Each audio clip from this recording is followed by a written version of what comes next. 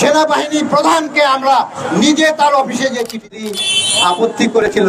আর তোমার আল্লাহর দোহাই, তুমি ওই কফিনে নিবে না, ওই কফিনে শুবে না।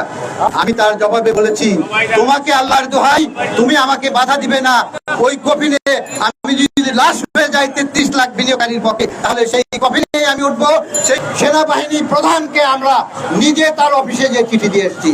সেনা, নৌ, বিমান বাহিনী, র্যাব, পুলিশ সবারই বিনিয়োগ আছে, কেউ মুখ খুলতে পারে না। কেন, কি হয়েছে? লাশ একটা একটা করে, আর সেটা আমরা ফাঁস করবো না।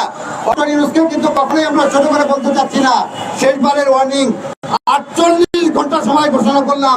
যদি রাশেদ মাকসুদ এবং তার পৃষ্ঠপোষক উপদেষ্টা, অর্থ উপদেষ্টা সালেউদ্দিন আহমেদ এবং নব্য স্বৈরাচার, নব্য ক্যান্সার আনিসুজ্জামান সাথে ওই মরা বাঘ আবাদকে না অপসারণ করা না হয়, তাহলে কিন্তু আমাদের কথা এখন যমুনার তীরে আমাদের হারিয়ে।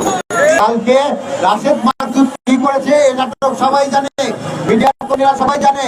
হঠাৎ করে সকালবেলা উনি ফোন দেন, ফোন দিয়ে সবাইকে ডাকেন, কিছু অংশীদার এখানে বিরোধী কেউ নাই, উনি সবাইকে থ্রেট পেয়েছেন, অনেক তিক্ততা হয়েছে।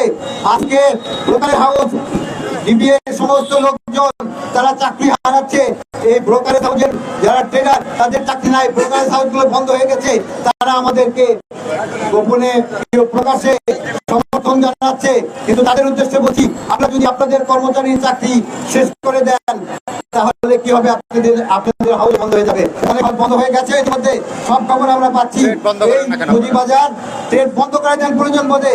কি আছে যে ট্রেডে মানুষের সবকিছু হারিয়ে যায়, মানুষ শিষ্য হয়ে যায়, ওই ট্রেডের কি দরকার? ওই ট্রেডে কি হবে? আজকে পাকিস্তানের ইন্ডেক্স দাঁড়িয়েছে 1,17,000, 1,17,000, আজকে আরো বেড়েছে। আর বাংলাদেশের পুঁজিবাজার 4,000, 4,000-এর নিচে।